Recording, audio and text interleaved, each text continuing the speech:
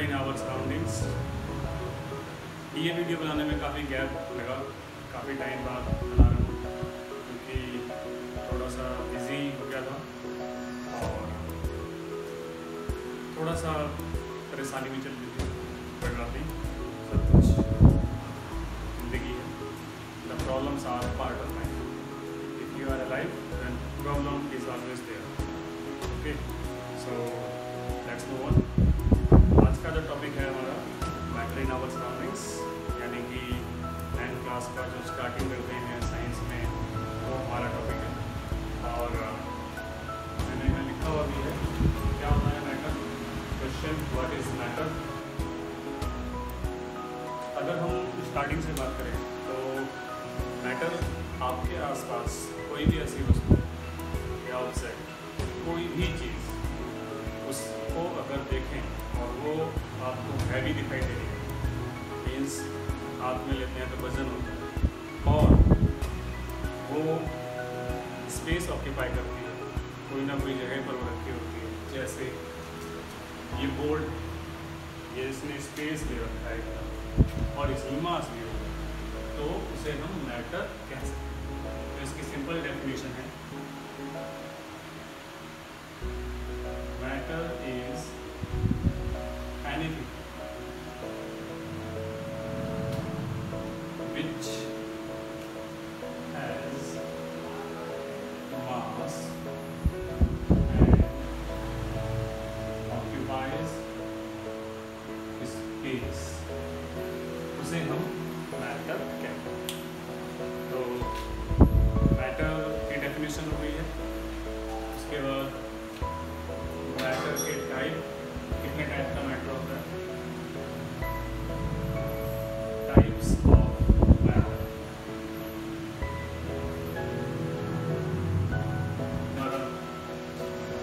Solid, liquid, gas और दो और प्लाज्मा। और फिफ्थ नंबर पे है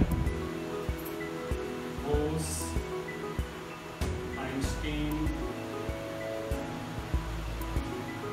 कंडेंसेट।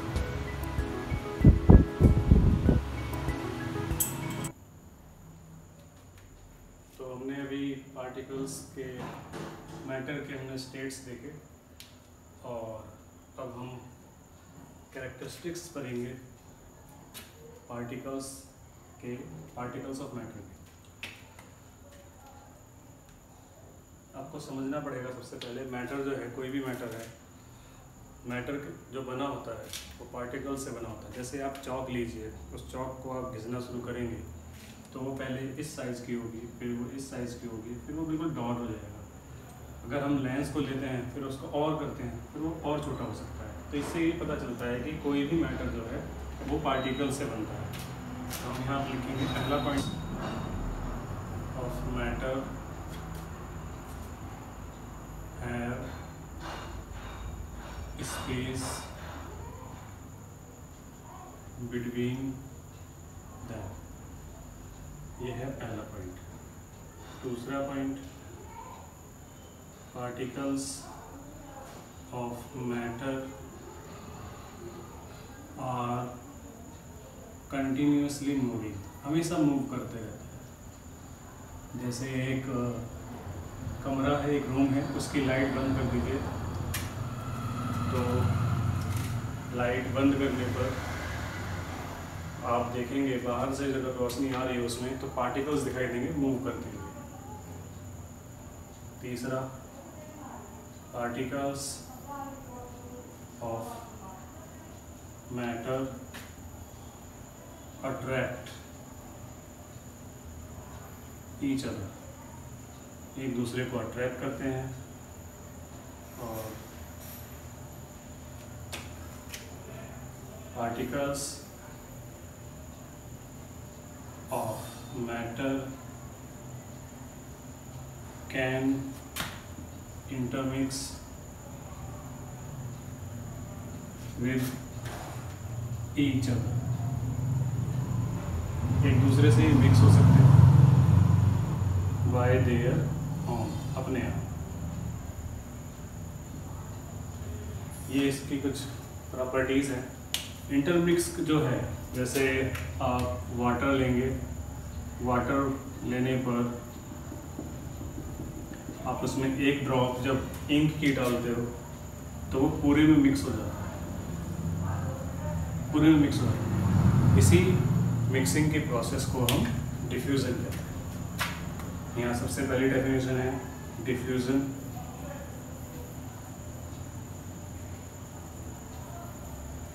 इसमें लिखेंगे हम the intermixing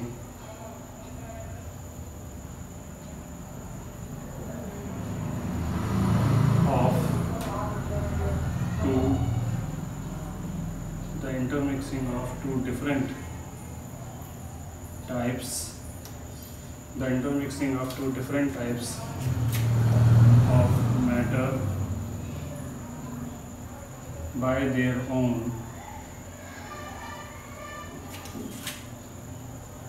is called diffusion. उसको हम डिफ्यूजन कहते हैं।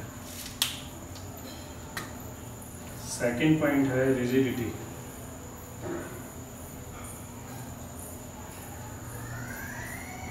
उसे हम क्या कहते हैं? रिजिडिटी क्या होता है?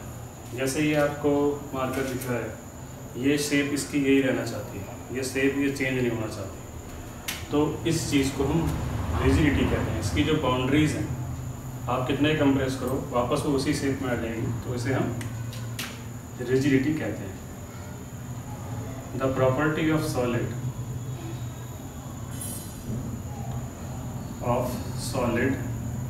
by which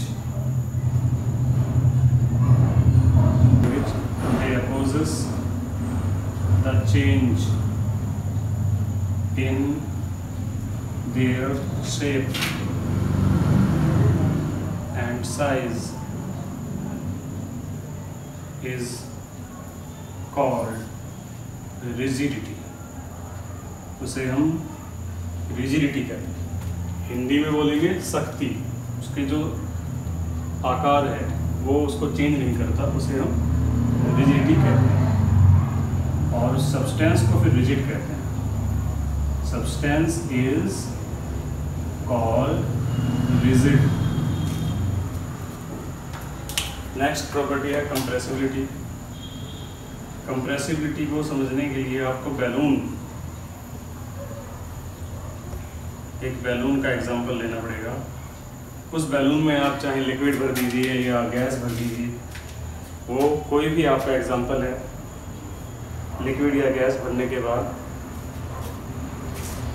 बैलून को जब दबाते हैं तो वो अपनी शेप को चेंज कर देता है, और चेंज करने की वजह से उसे हम कहते हैं कि वो कंप्रेस हो गया, कंप्रेसिबल हो गया, उसकी बाउंड्रीज, उसकी शेप चेंज हो जाती है। तो ये प्रॉपर्टी हो जाएगी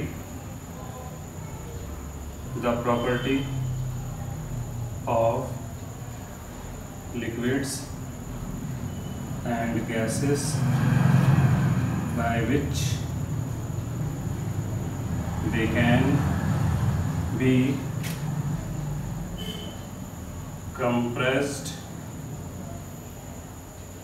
and their shape can be changed. Their shape can be changed. तो इसे हम क्या कहते हैं? कंप्रेसिबिलिटी। फिर आता है डेंसिटी।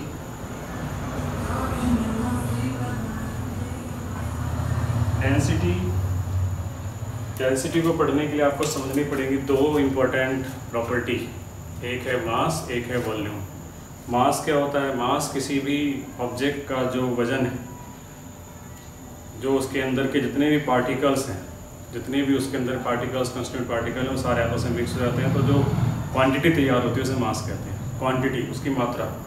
वॉल्यूम होता है, जैसे आपको थोड़ा मैथ्स में ले जाना पड़ेगा।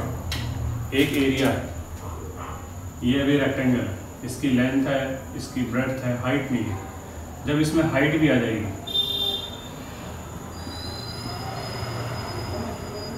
अब इसमें हाइट भी आ गई, हाइट कौन सी है, अब इसकी ब्रेड्थ हो जाएगी ये और हाइट हो जाएगी। तो इसमें इस टाइम के अंदर जितनी भी इसके अंदर गैसेस या लिक्विड या कोई भी चीज़ दे सकते हैं, इसके अंदर कितनी मात्रा रख सकते हैं वो उसकी वॉल्यूम होती है। तो डेंसिटी क्या है? डेंसिटी है, it is defined as the mass per unit volume is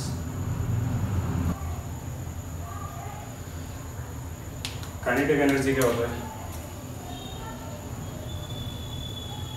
it is the energy which provide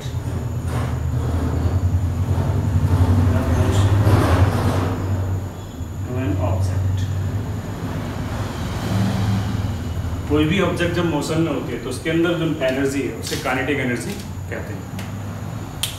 तो ये हमने इम्पॉर्टेंट डेफिनेशंस थी, ये पढ़ी हमने। अगला टॉपिक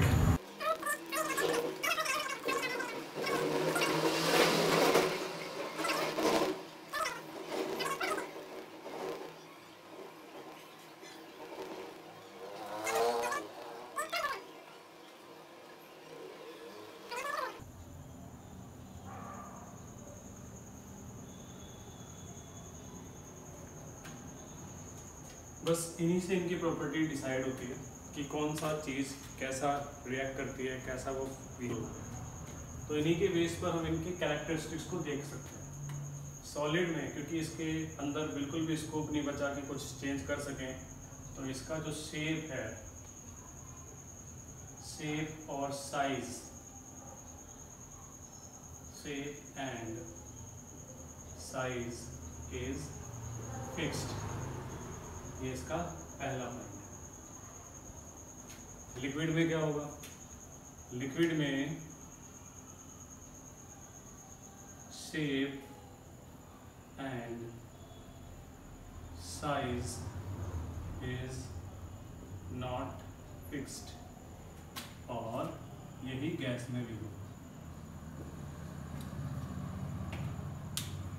समझ गए कैसे? क्योंकि आप इसको चेंज नहीं कर सकते, इसको आप थोड़ा चेंज कर सकते हैं। अगर आपने इसको रेक्टेंगल में डाला है तो रेक्टेंगल की शेप ले लेगा, अगर आपने इसको सर्कल का डाला है तो ये सर्कल की शेप ले लेगा। किसी भी स्फीयर में डालोगे गोल बर्तन तो वो उसी की तरह का इसका शेप ले लेगा। गैस में भी ऐसा ही होता है। फिर बात करते हैं नेक्स्ट पॉइंट की, वॉल्यूम इज फिक्स्ड। इसका वॉल्यूम फिक्स रहता है, इसमें भी वॉल्यूम फिक्स रहेगा, लेकिन इसका नहीं रहेगा। इसका वॉल्यूम फिक्स रखने के लिए आपको वैक्यूम क्लीनर वाला लगाना पड़ेगा, मतलब उसको इतना टाइट कंटेनर करना पड़ेगा कि उसमें गैस भी बाहर ना जा सके। अब आता है third point, solids have negligible compressibility।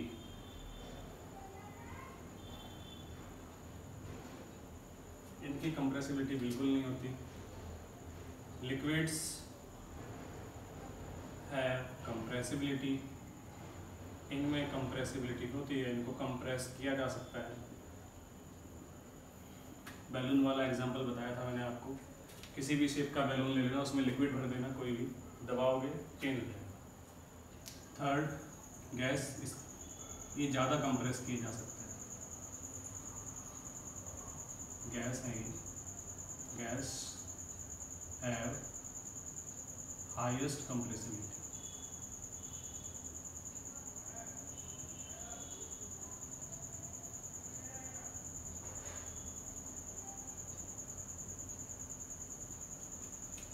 Point, चौथा पॉइंट है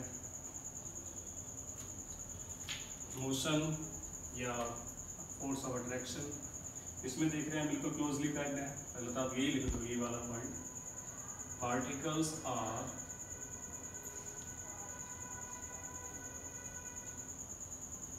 closely packed. इसमें particles are, सी है, बच्चे गलती कर सकते हैं इसीलिए particles are loosely packed और particles are very loosely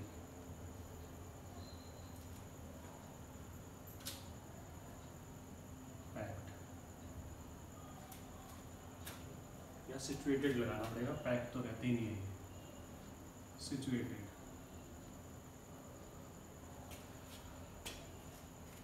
fourth point है, फिर आया फिफ्थ। समझ में आया ना?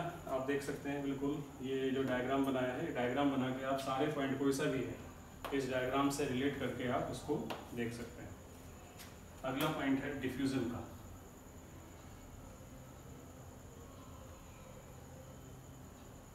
Solids do not have diffusion, solids diffusion नहीं करते, लिक्विड्स करते हैं। सो a little diffusion,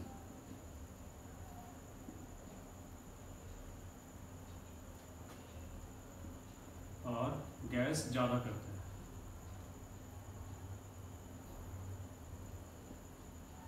high rate of diffusion.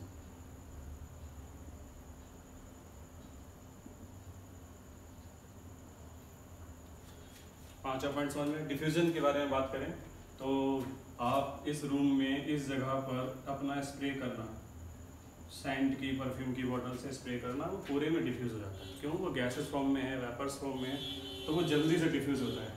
और अगर उसी टाइम पर अगर आप ये सोचें जैसे आप यहाँ पर किसी भी रूम में डस्ट पार्टिकल को छोड़ दें तो वो इतनी जल्दी डिफ्यूज़ नहीं करते हैं, बट पार्टिकल हैं, एयर में मिक्स हो जाते हैं तो वो करते हैं।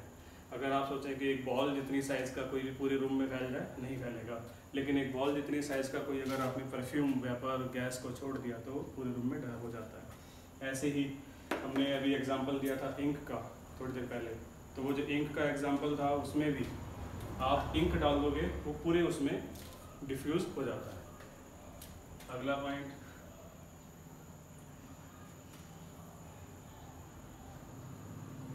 नेक्स्ट पॉइंट है डेंसिटी।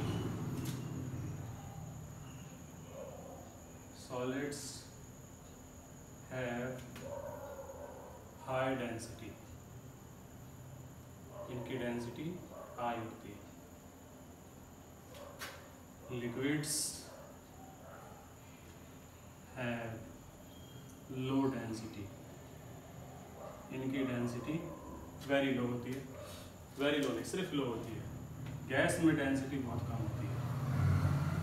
गैस है very low density.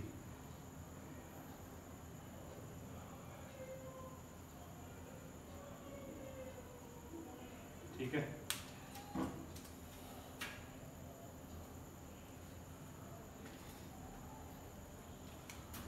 Seventh point है वो फोर्स ऑफ अट्रैक्शन। सॉलिड्स में स्ट्रॉन्ग फोर्स ऑफ अट्रैक्शन होता है, strong force of attraction. Liquid में वीक हो जाता है, लिक्विड है weak force of attraction.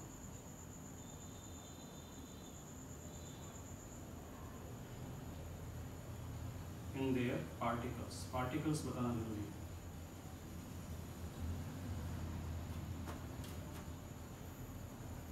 In their particles.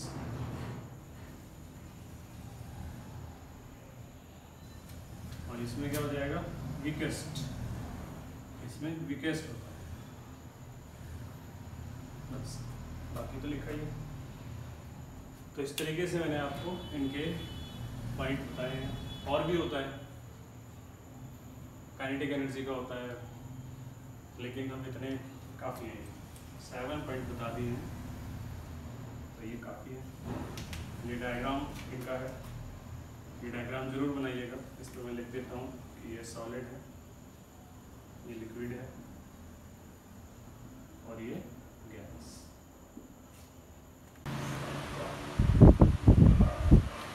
अब हम अगले पॉइंट पे चलते हैं।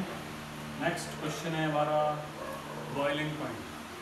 बॉइलिंग पॉइंट क्या होता है? It is defined as the point of temperature at which any liquid starts boiling is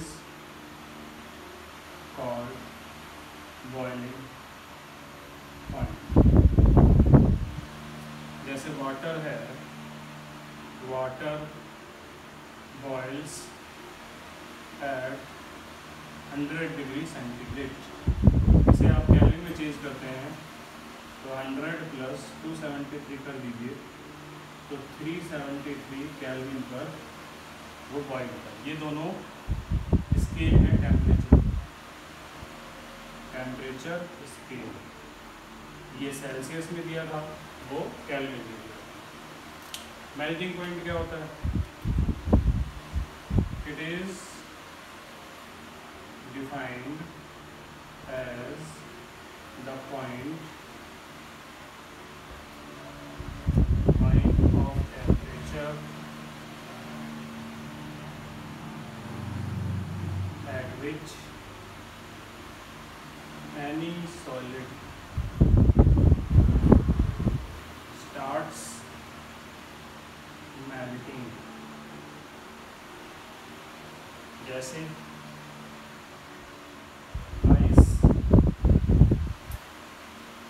melts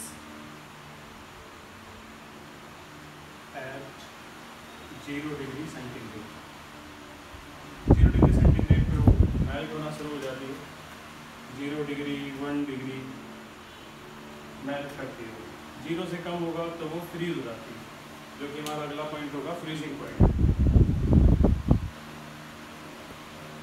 freezing point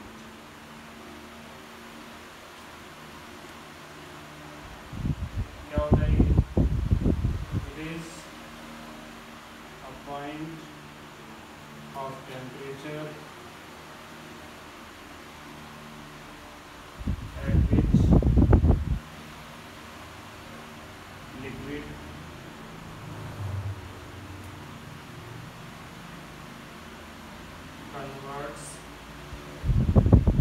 converted into solid state। जैसे less than 1 डिग्री सेंटीग्रेड,